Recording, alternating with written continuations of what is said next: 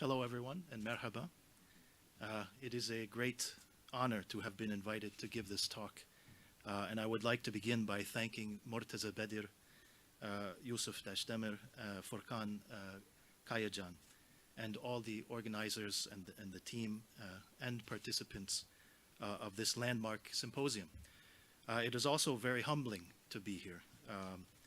I know for a fact that there are many in this audience who forget in one day more Mantık and Münazara than I will ever know.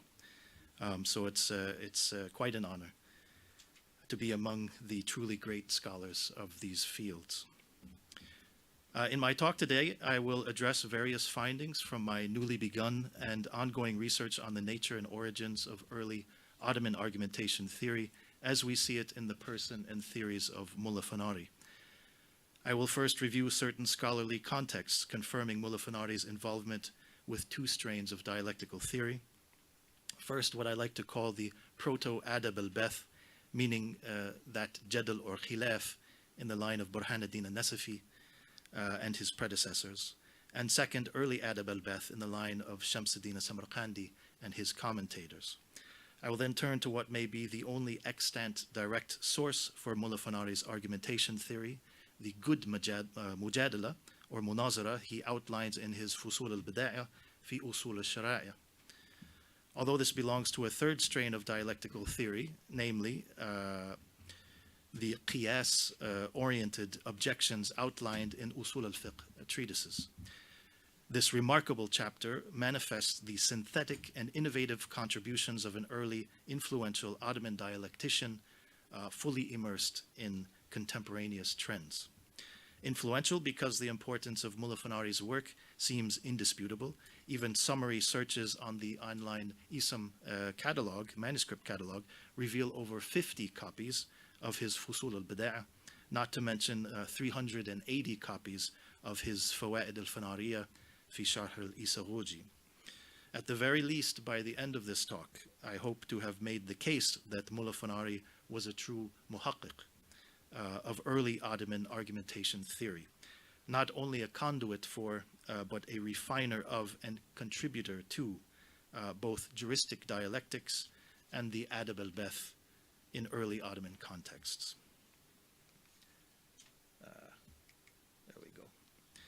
Focusing on Mulla Fanari's argumentation theory, and assuming most of you already know sufficiently his biography, settings, and contributions, I will begin instead by reviewing certain contextual and textual clues tying Mulla Fanari to the dialectical theories of his time. Though I have yet to scour the tarajim, tabaqat, and other biobibliographical literature for clues as to the status of dialectical theories in Mulla Fanari's Anatolian milieu, I can at this time point to some broader bibliographical evidence. For example, if we may learn anything from nisbas, one Badruddin al-Maraghi al-Rumi wrote a first-order commentary on al-Amidi's Urshad. And of course, the most famous commentary on Samarkandi's Risala fi Adab al-Beth was written by Mas'ud al-Sharwani al-Rumi. And as I will explain, we know for certain that Mulla Fanari read this commentary. A second-order commentary was written on this by Ahmed Dikuz Rumi and other first-order commentaries by Samarkandi, on Samarkandi by Sinanuddin Yusuf Rumi and Hussein Shah Jalabi al-Amasi by the end of the 9th or 15th century. But more direct than any nisba, we know that Ekmeleddin al-Babarti, teacher of both al-Jurjani and Mulla Fanari in Cairo, wrote a commentary on the Mansha al-Nazar of Burhanuddin al-Nasafi, not to mention a commentary on Ibn al-Hajib's Mukhtasar. And there is significant evidence in manuscript colophons that Adab al-Beth was studied in Ottoman lands at the height of Mulla Fanari's career and soon after. If we take the example of Qutbuddin al-Kilani's Sharh of Samarkandi's Risala fi Adab al-Beth, two copies were completed in 831 of the Hijra, one in Bursa by Hamza bin Arikli, and the other, along with a copy of Samarkandi's Risala, at an unknown location by the hand of one Yaqub bin Arif Izniqi. And copies of al-Kilani were made in 834. possibly in Edirne, by one Ahmed bin Qutbuddin, whom the catalogers believe, though with no more justification than his name, to be the author's son. And in 835, in a certain Madrasa Walidiyya, possibly that of Sultan Walid in Konya, and in 845 in Amasya by Arif ibn al-Qadi Mahmud al-Dawraki, in 851 in Edirne by one Mahmud Mazini, and importantly in 870 in Edirne by Muhammad bin Muhammad Qutbuddin, almost certainly the famed son of equally famed Qutbuddin al-Izniqi and a known student of Mullah Fanari. As for Mullah Fanari himself, we know he was connected to both scholars and students of the proto or early Adab al-Beth. Four in particular stand out. They are Akmal ad-Din al-Babarti, Sayyid al-Sharif al-Jurjani, Qutbuddin al-Kilani, and Muhammad bin Qutbuddin al-Izniqi. If you know Mullah Fanari's career, you know it intersected significantly with the famed polymath al-Jurjani, who, among so much else, wrote a commentary on the Risala fi Adab al-Beth of Adududdin al-Iji, and possibly, though attribution is contested, an original adab treatise, the Risala fi Qawaid al-Beth. Mullah Fanari and al-Jurjani studied and traveled together in Anatolia and Egypt. In Cairo, they studied under a number of scholars, most notably Akmal ad-Din al-Babarti. Al-Babarti, who has the Nisba Arumi, and may have been from Bayburt, northwest of Erzurum, authored a first-order commentary on An-Nasafi's Mansha al-Nazar, as well as commentaries on the Mukhtasar ibn al-Hajib, the Manar al-Anwar of Abu al-Barakat al-Nasafi, and the Usul al-Bezdawi. All were important sources for Mullah Fanari's Usul. With an ijazah from al-Babarti, Mullah Fanari made his way to Bursa, where, as we know, his career took off under Yildirim Bayezid and post-interregnum under Chalabi Sultan Mehmed, and finally Murad II. Now, returning to al-Jurjani, we may note an interesting link between his famous book of technical definitions, the Ta'rifat, and the early commentary on Samarqandi's Adab al-Beth by Qutbuddin al-Kilani. In short, all of their dialectics, relevant definitions, and examples match, almost exactly and often verbatim, word for word. The person of al-Kilani remains shrouded in near total mystery, but whatever the nature of this link between him and al-Jurjani, it is an intriguing fact that early in his career, al-Jurjani sought out a certain Qutbuddin in Herat, who, being too advanced in years, sent him off to study logic under a former student named Mubarak Shah, then in Egypt. And it was studying his way through Anatolia that al-Jurjani fell in with Mullah Fanari. Which brings us to one of our most interesting links, a marginal gloss in a copy of al-Kilani's Sharh on Samarqandi by the intriguingly named Ahmed bin Qutbuddin, completed in 834 of the Hijrah, the very year that Mullah Fanari died. The relevant beginning part reads, Maulana Qutbuddin, may God have mercy upon him, said, and the disputant has the right to say, to deny, etc. I asked the Ustad, the Allama Maulana Shamsuddin ibn al-Fanari, what is its mode or its wajh? He said, because the illa mujiba, the necessitating cause, is the illa tama, the complete cause, etc., etc. It goes on for some length. True, there are reasons we can't jump to any conclusion that the copyist of this gloss was a student of both al-Kilani and Mullah Fanari, or even that he authored the gloss himself. However, we can say, at the very least, it is evidence that Mullah Fanari knew and perhaps even taught al-Kilani's Adab al-Beth commentary. And if he did, then perhaps he taught it to Muhammad bin Qutbuddin al-Izniqi, a known student of Mullah Fanari, himself a famous scholar and Sufi, son of a respected scholar of fiqh and tafsir, and almost certainly the copyist of this witness of al-Kilani's commentary made in Edirne in 870 of the Hijrah. Of course, this is no proof that Mullah Fanari was teaching al-Kilani's Sharh, but it does show that his students were engaging with it locally after his death.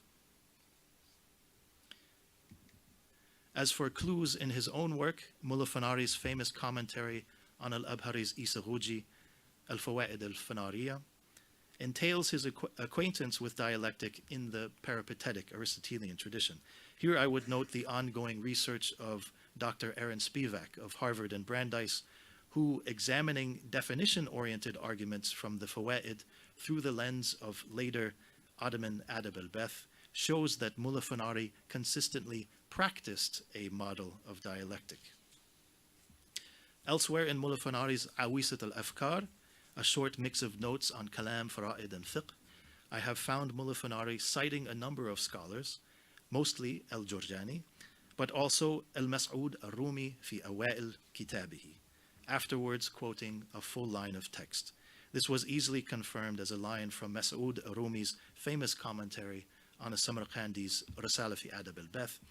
Unfortunately, the quote has little to do with dialectic, but it nevertheless confirms Mullah Fanari's familiarity with the Samarqandi's dialectic. And of course, many clues tie Mullah Fanari to the proto or early Adab al-Beth in his Fusul al-Bada'. For now, suffice it to mention the following: his definition of Munazara, his reference to Rukn-ad-Din al-Amidi as the only dialectician who allowed ghasb, and his subsumption of multiple types under just multiple objection types under just istifsar, mumana, munaqada, and mu'arada. Also, at the beginning of his section on qiyas dialectic, he names a handful of the adab of munazara, being patient, renouncing anger, etc., and ends with the sentence, quote, and other things I have mentioned in the Risalat al-Nikat. Now, this means if a manuscript witness survives, we would find in this Risalat al-Nikat, at the very least, the adab part of Mullah Fanari's dialectical theory, and hopefully more besides. Now, having tracked down and obtained a copy of a certain Risala fin Nikat, attributed to Mullah Fanari with the help of Yusuf Dashdemir, I found, however, that none of its 10 Nikat deal with the adab of Munazara promised by the Fusul al-Bada'. So the search continues for this Risalat al-Nikat. And we may find clues in the works of others. The Unmudhij al-Ulum, for example, rightly attributed to Mullah Fanari's son, Muhammad Shah, is a fascinating encyclopedic treatment of 100 sciences, among which Jadal is number 10. By contrast, Mantık is only number 36, and the Jadal receives considerable treatment. Most importantly, however, at one point the author notes, quote, some of these i'tiradat, objections, are accepted by consensus, while some are subject to disagreement. Whoever wants the details should refer to the Fusul al-Bada' and Sharh Fusul al-Fusul al-Nasafi, belonging to the father, Lil Walid. May God sanctify his secret. So thus, in the one shot here, we learn, one, the Fusul al-Bada' was, according to his own son, a primary reference for Mullah Fanari's dialectical theory. And two, Mullah Fanari authored a super commentary on the Fusul al-Nasafi. Now, what a wonderful thing it would be to discover an extant copy of that work. Returning to the Unmudhij, I would also note that it maintains a simpler focus on the primary objection categories of mana, munaqada, and mu'arada, like the Adab al-Beth, and it makes reference to Rukn-ad-Din al-Amidi as the only dialectician who allowed ghasb. These are themes we find in the Fusul al-Bada' and will shortly return to. Now, turning to the Fusul al-Bada' itself, contemporary expert Salah Muhammad Abul Hajj notes in his book on Mullah Fanari that in this book he combined, among others, the Manar of Abul Barakat al-Nasafi, the Usul al-Bazdawi, the Mahsul of Razi, and the Mukhtasar ibn al-Hajib, laboring over it for 30 years. To this I would add that Mullah Fanari's debt to the commentaries of Adududdin al-Iji and Ekmel-ad-Din al-Babarti on the Mukhtasar ibn al-Hajib are very clear in the section we will examine. Abul Hajj cites the glossator al-Atar, who called this book a combination of many of this art's well-considered books, observing that Mullah Fanari gathered together what is dispersed throughout many books with a high degree of accurate rendition and multitude of edifying notes. And even in the single section we will examine, it is clear how Mullah Fanari reflects the syncretic, truth-seeking spirit of the times, stirred to a high degree in what Hodgson calls the age of Mongol prestige, and shaped by the ethic of tahqiq. Moreover, if we accept the tradition made famous by Ibn Khaldun that the history of Usul al-Fiqh witnessed a Hanafi tariqa versus Shafi'i tariqa, or tariqat al-Mutakallimin versus tariqat al-Fuqaha, then Mullah Fanari's Fusul al-Bida'ah clearly belongs to that synthetic post-classical tradition of combining these two tariqas. Like Ibn Sa'ati in his Badi' al-Nizam, and Sadr al-Shari' al-Mahbubi in his Tanqih and Tawdih. All this is confirmed by Mullah Fanari expert Haqq Aidan in his TDV Islam Encyclopédie entry on the Fusul al-Bida'ah, also naming additional scholars on whom Mullah Fanari drew, including among others the Hanafis al-Basri, al-Jassas, al-Dabusi, and al-Sarakhsi, and the Shafis al-Juwayni, al-Ghazali, and al-Baydawi. Aidan's description of Mullah Fanari's method also confirms our conclusion that he was a true muhaqqiq, as critical of his own Hanafi madhab as he was of others, subjecting all to logical analysis, practicing tarjih to determine preponderant solutions, and fairly presenting the opposition, though largely adhering to Hanafi adillah, which he often, though certain not always, found stronger. We will now focus on that section of the Fusul al-Bida'ah in which Mullah Fanari addresses qiyas-oriented dialectic and, to a considerable extent, dialectic in general. The section divides neatly into three parts, and in the beginning, in the following very abridged summation, we will measure something of his approach in each. He begins by saying the fifth section, or fasl, on its, that is, on qiyas's rebuttal or daf'a, and the methods of the good dialectics, turuq al-mujadalat al-husna, and some preliminaries, tamhidat, are inescapable. Now these tamhidat are 7 in number and provide us considerable insight into Mullah Fanari's analytical and synthetic genius and his fluency in the argumentation theory of his time. In the first tamhid, he presents his definitions for mujadala, jadal, and munazara, and explains the functions of his munazara definitions components.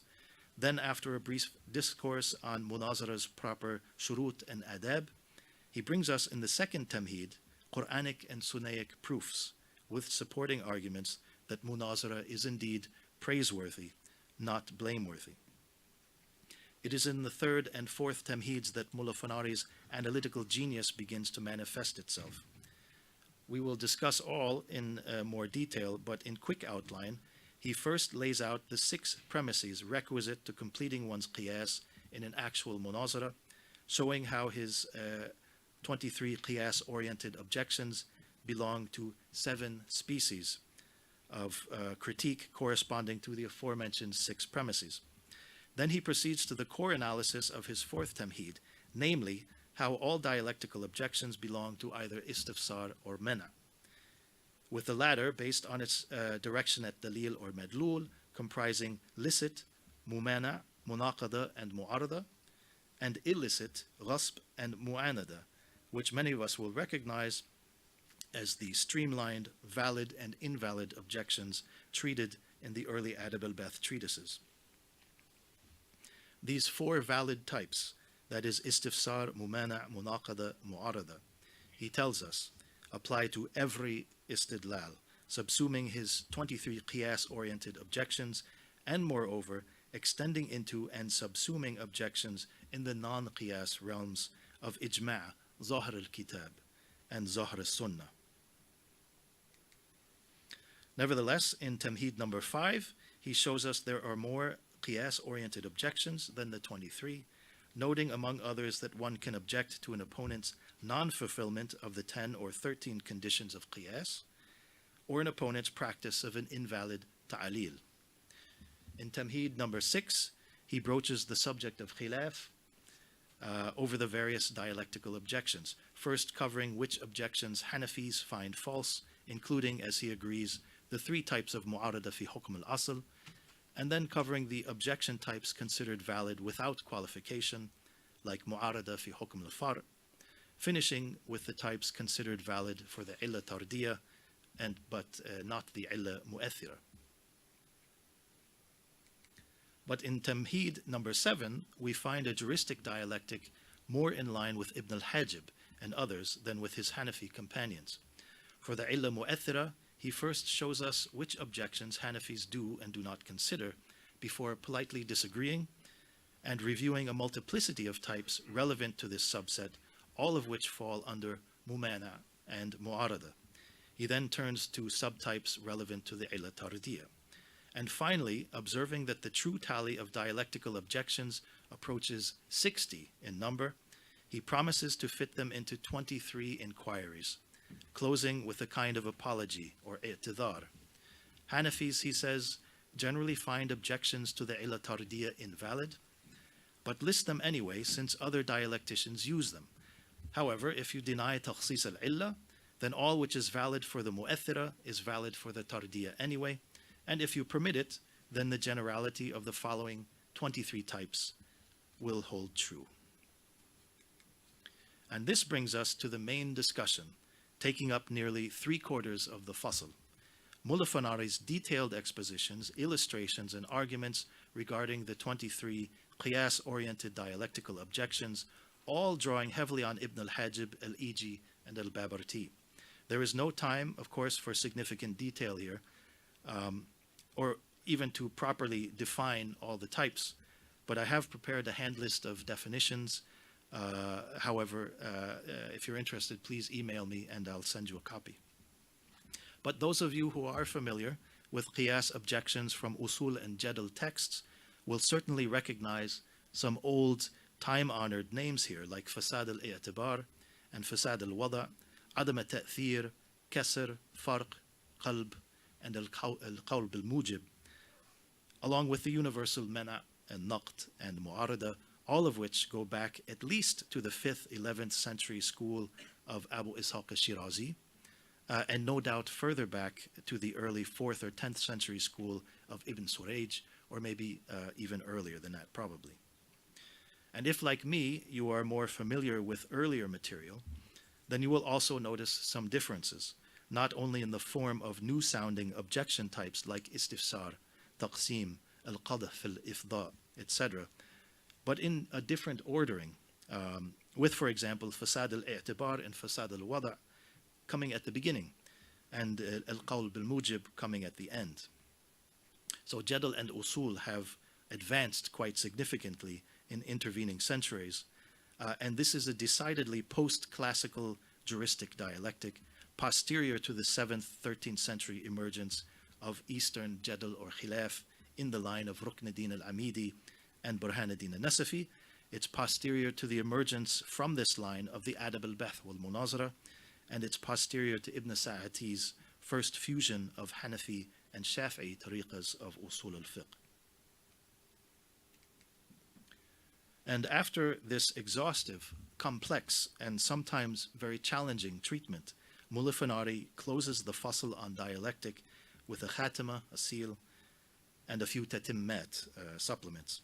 In the seal, drawing heavily on al-Iji, he reports a debate whether, as per the Ahl Samarkand, dialectical questions belong to a single species, like istifsar, mana', mu'arada, and naqt, or as others hold, to a plurality of species, like the 23 that you just saw listed.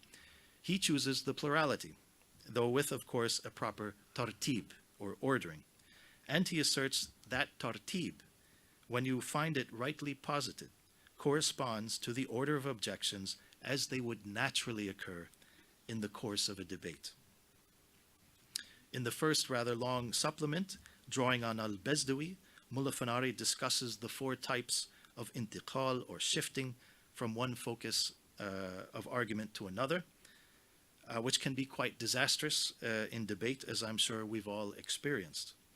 Interestingly, and acknowledging the need for a certain allowance of shifting in order for a debate to be productive, only the fourth type is deemed invalid. In fact, it is a sign of defeat or inqita.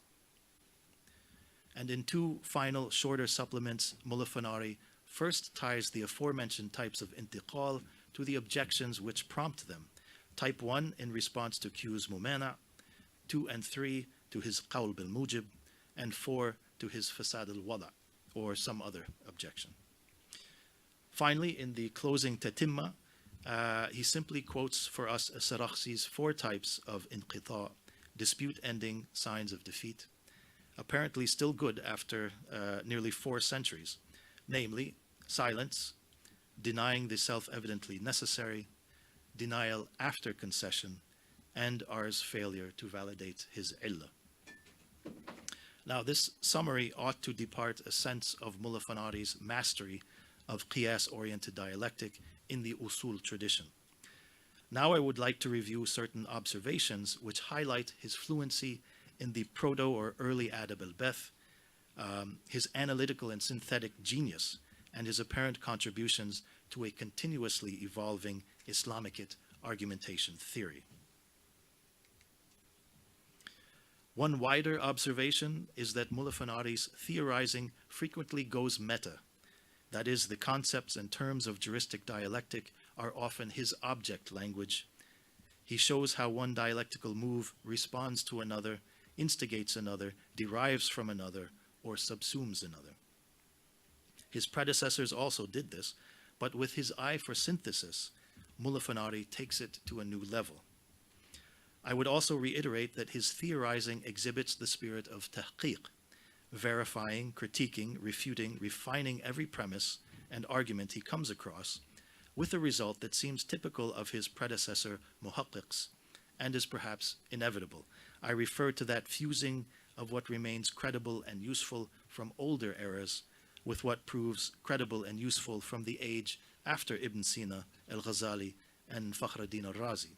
That is, a fusion of classical and post-classical dialectics and of Shafi'i and Hanafi usul al-fiqh, all through a fresh argumentative approach guided by a true muhaqqiq's dialectical truth-seeking ethic. By way of example, we might first look at how Mullah Fanari defines Munazara in the first Tamheed. First, note that a rather standard proto or early Adab al-Beth definition of Munazara, as we find it in Burhanuddin al-Nasafi's self-commentary, is, quote, rational investigation from both sides with regard to the relation between two things as a means of making clear what is correct. النظر من الجانبين في النسبة بين شيئين إظهار للصواب. Now, 3 key elements of this show up in Mullah Fanari's significantly longer definition.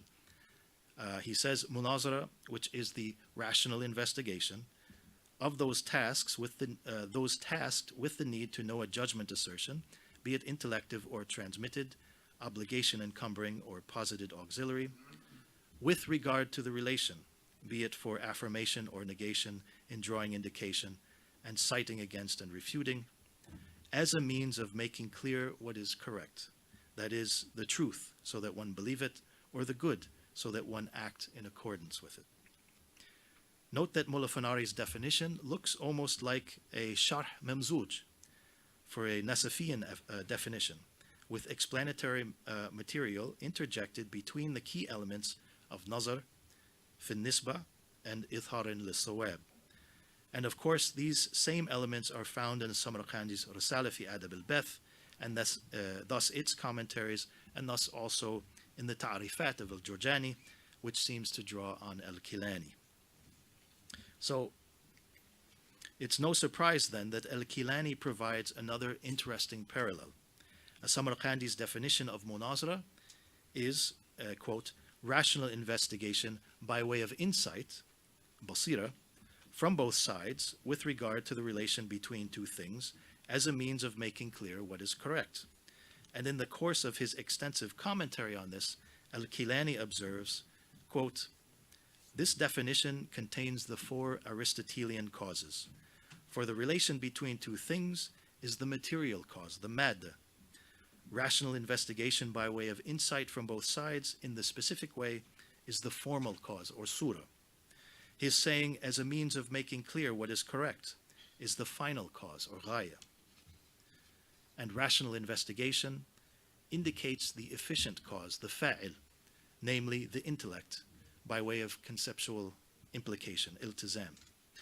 Now compare Mullah Fanari, who, looking back at his own definition of Munazara, says, from this we learn 1, Munazara's efficient cause, namely the one tasked; 2, its motive, namely the being tasked; 3, its locus, namely the relation which indicates its types; 4, its constituent elements, namely affirmation by way of suitable indicants and negation by way of indicants or refutation; and 5, its final cause, namely making clear what is correct, in its 2 categories, epistemic and pragmatic.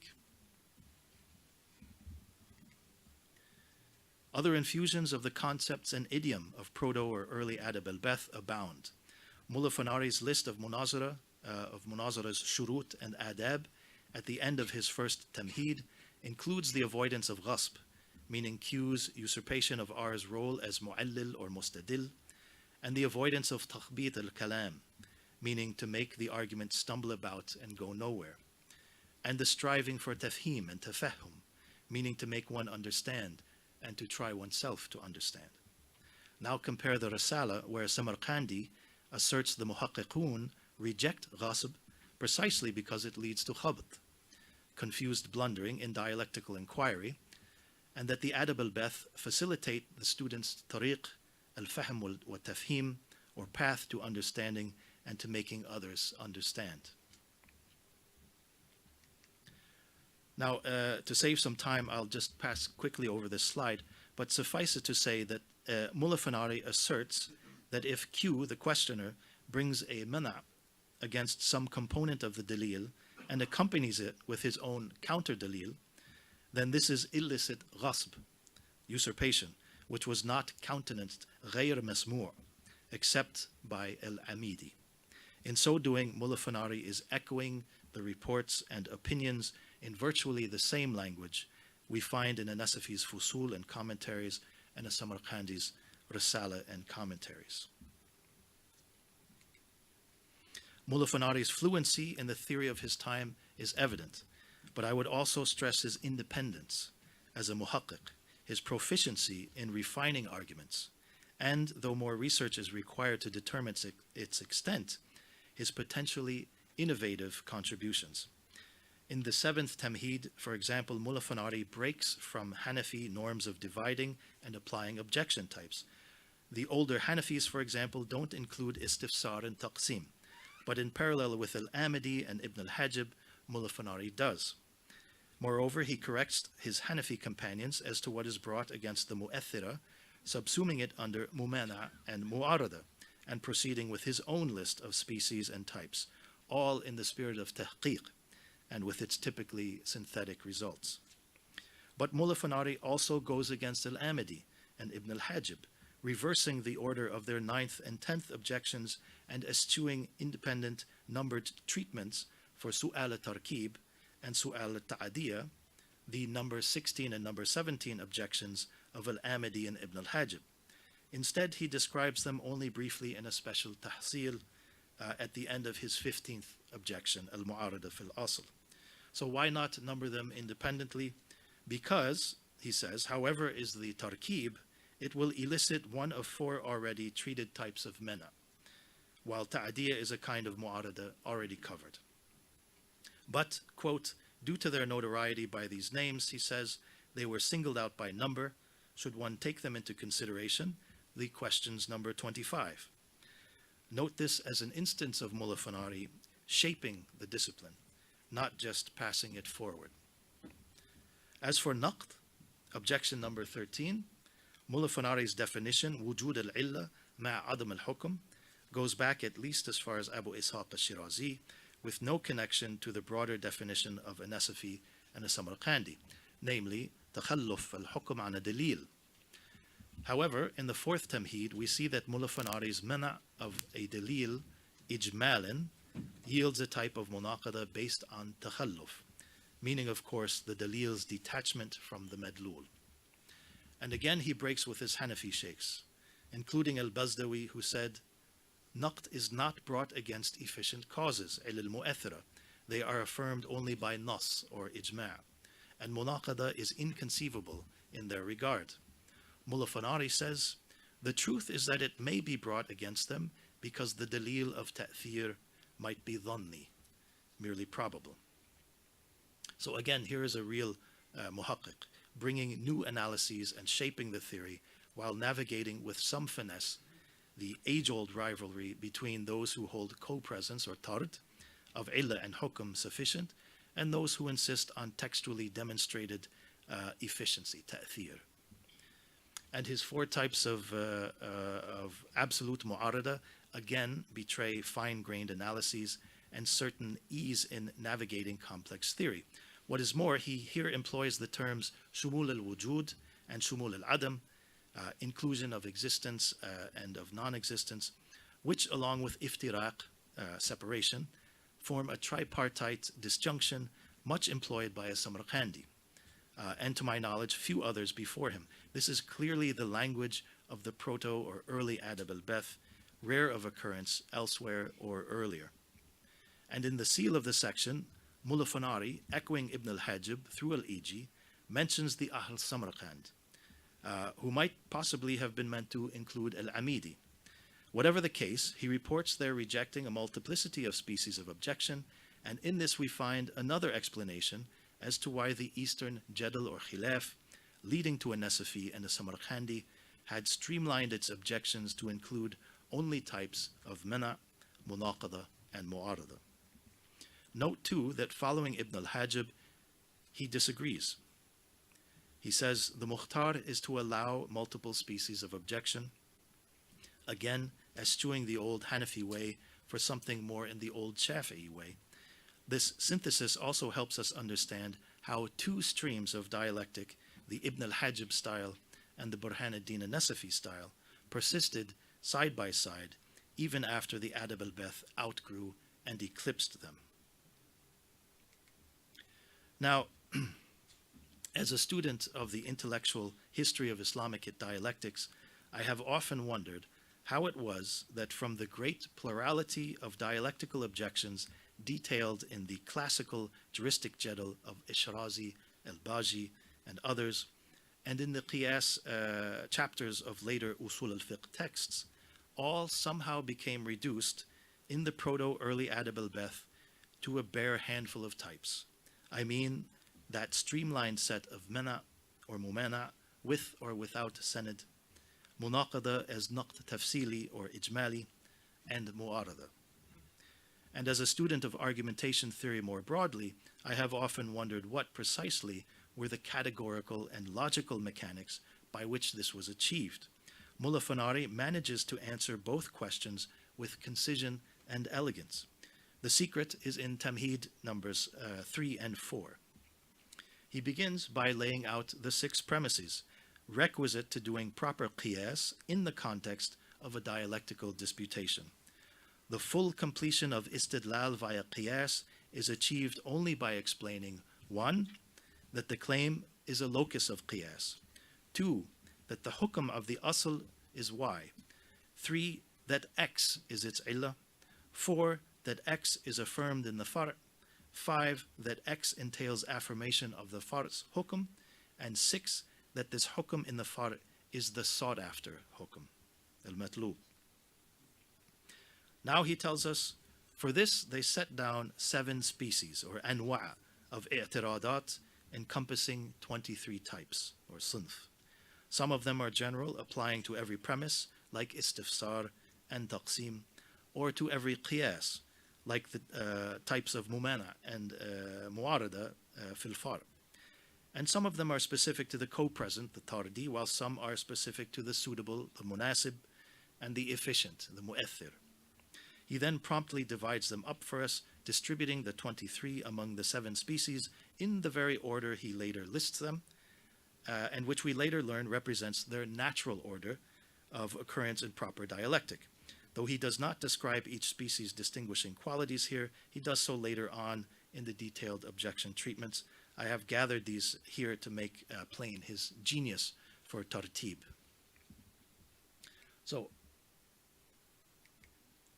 the first species consists in only one individual argument, istifsar, and is naturally positioned at the forefront as a demand for explanation of the ma'ana of R's expression.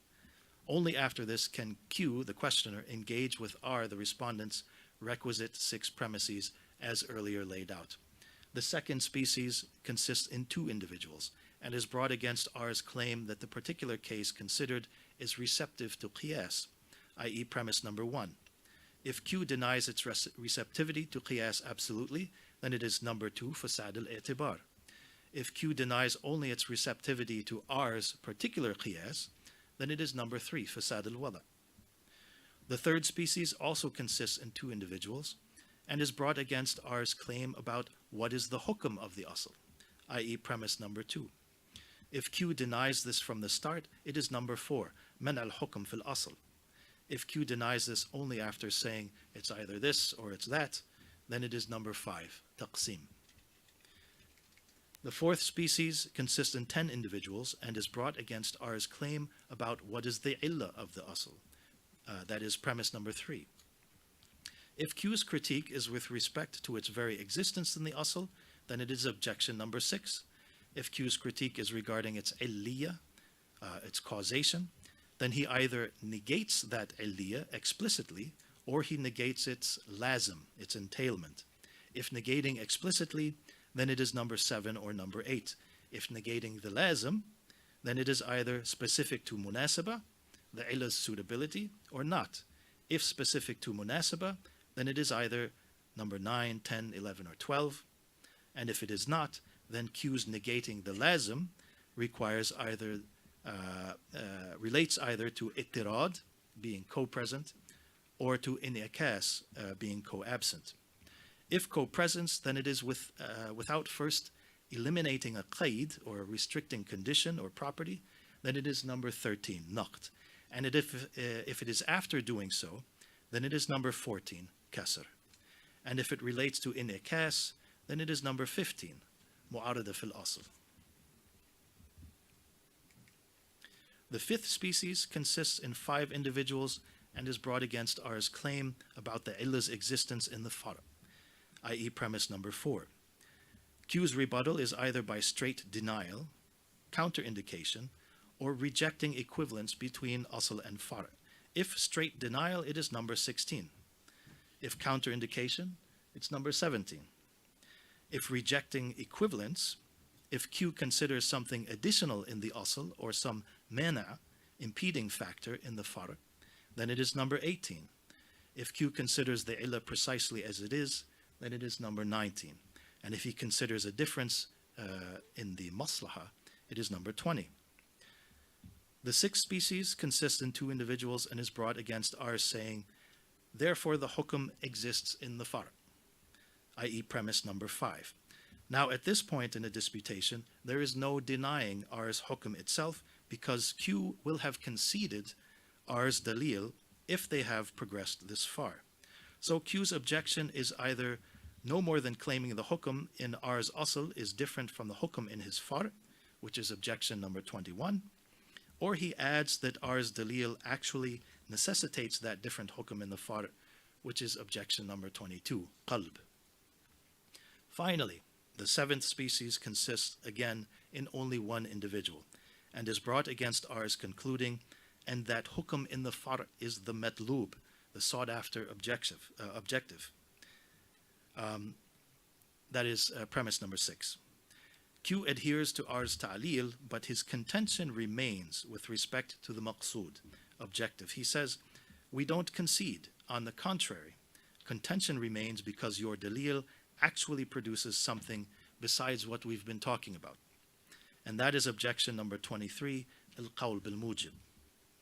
Now, this is a wonderfully systematic machinery of topoi for the questioner engaging with an opponent's qiyas, evolved from centuries of discourse and presented with rational concision by Mullah Fonari, drawing on El-Iji. Simply input the denied premise and particular thrust of its denial, and the system will output the appropriate dialectical objection. But what Mullah Fanari does next, in the fourth Tamheed, is even more remarkable. For not only does he reduce this plurality of objections to just 4 master category objections, the same as we see in the Adab al-Beth, but he explains precisely how and why it is done. First, all objections are either istifsar or mena, and mena is either with respect to ars dalil or with respect to ars madlul.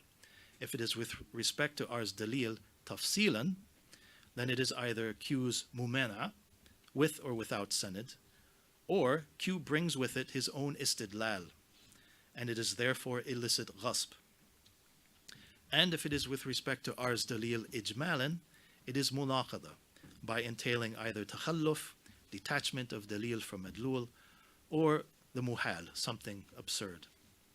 Finally, if it is with respect to ars madlul, necessarily after ars completion of his dalil, then it is either with Q's bringing his own counter dalil for the contrary of ars madlul, and therefore mu'arada, or it is without a counter dalil and therefore illicit mu'anada, obstinate contentiousness. And these 4, istifsar, mumana, munaqada, and mu'arada, subsume all the 23 qiyas-oriented objections. Istifsar, of course, is 1. 5 are types of mu'arada, 2 are types of munaqada, and all the rest are types of mumana. Mullah Fanari leaves the rest to us, but combing through the list, it is easy to place them in their respective categories as in this table. Nor is Mullah Fanari content with this, but he proceeds to extend his i'tirad analysis to cover all the domains of juristic istidlal, showing how istifsar and multiple types of mumana and mu'arada account for all objections in the non-qiyas domains of ijma', dhahir al-kitab, and dhahir al-sunnah. In this way, Mullah Fanari solves for us the mystery of how and why and by which logical and categorical mechanics dialectical objection theory can, from all its plurality of classical objections, be reduced to and function with just this handful of 4 types. And if this manner of analysis did not exactly pave the way for a complete Adab al-Beth takeover, it at least justifies the coexistence of the multifarious Shafi'i tariqa objection apparatus and the more streamlined Hanafi tariqa objection apparatus in the following centuries. But this is all ongoing research. There is still a fair amount to be done before we can be content with our picture of Mullah Fanari's dialectical theory and practice. Among other tasks, the search must continue for that Risalat al-Nikat, which he mentions in the first Tamheed as containing at least a discussion on the adab of Münazara. And a more remarkable find would be a copy of the Sharh Fusul al-Nasafi, attributed to him by his son Muhammad Shah in the Unmudhij al-Ulum.